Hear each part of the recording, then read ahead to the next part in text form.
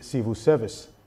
Dr. George Nwaike accused suspended Governor Siminalayi Fubara of ordering the bombing of the State House of Assembly complex in 2023 to prevent his impeachment by lawmakers loyal to the Minister of the Federal Capital Territory, Nyesom Wike. Fubara, however, denied the allegation, asking Nigerians to disregard it.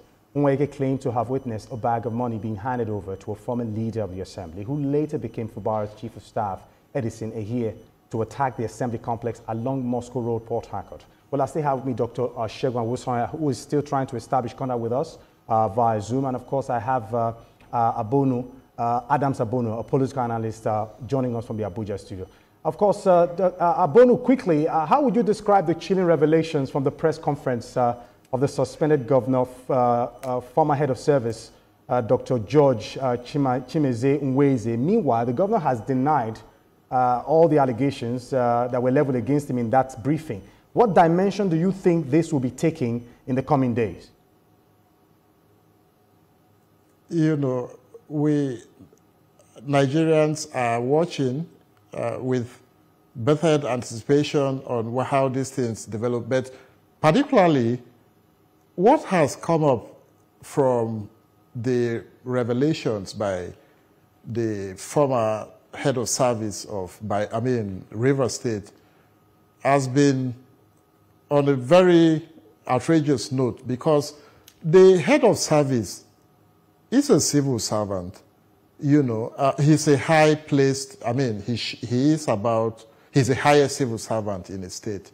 So he should have access to strategic information, you know. But then, I have not been a governor before, but I also know that there are extents at which, you know, information, and I'm not trying to hold fault for Governor Fubara in any way, but I know that there should be extents at which such communications would reach.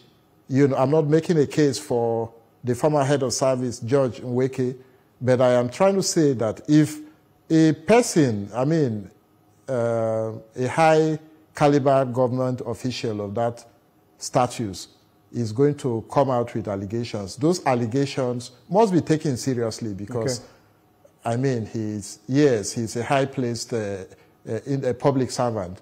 And within the realm of that allegation, it is on the head of service, the former head of service, to prove the veracity of this allegation, you know.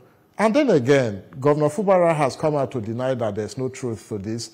It is also weighing on the governor to also be able to prove that he was not in any way involved in the burning down of the House of Assembly complex, because if there is any way that he's connected to that, then it is very unfortunate. And then I would also join with the crowd of people calling for him to resign. But he has to prove to Nigerians that he does not have a hand, and that to burn down the State House of Assembly amounts to a democratic coup, an attempt at disrupting a system of government. So it's a weighty allegation. Governor Fubara has a duty to prove his innocence. The former head of service also has a responsibility, you know, to prove the veracity of these allegations. All right. Thank you. All right. You said that you're not making a case for Fubara, but it's not news that the assembly complex was actually, you know, engineered by his, directives, whether you want to put it in a very subtle way or not. But I will tell the boys what to do at the appropriate time. This statement by the suspended governor at a public event corroborated with some of the details from the press briefing of the former head of service. Now, do you think these revelations would further shape the emergency ruling in Rivers State? Because as it is right now, it's for Fubara's words against the words of the head of service at the moment. Yes, as it is now, it is Fubara's word against the word of the former head of service. You know, and then at that too, you just mentioned that some of the aspects of these revelations goes beyond mere coincidences, you know. So I have just mentioned that if a former head of service would come out, you know, and he claimed that he was not under duress there's been all manners of controversies towards, regarding this whole drama, you know. But then the head of service, the former head of service, I assume, has said he was not under any form of duress. Okay. So if he, in his right senses, makes such weighty allegations, and then there are correlations in these allegations, then it is the onus lies heavier on the governor of Rivers State, Similaye Fubara, to prove that he was not in any way involved in this in that unfortunate incident, you know, because that particular incident was a blight in our national identity as a country. All right, let me quickly connect with Dr. Segun Awosanya. Thank you for holding forth, and we're glad to have you here still.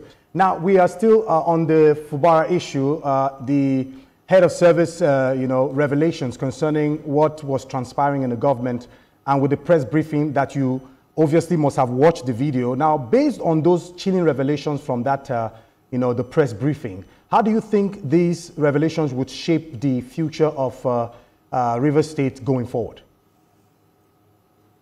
Thank you very much, Mr. Mark, for that. I'm sorry for the breaking transmission earlier on. Such extraordinary accusations against the suspended governor require comprehensive, independent investigation beyond political rhetoric.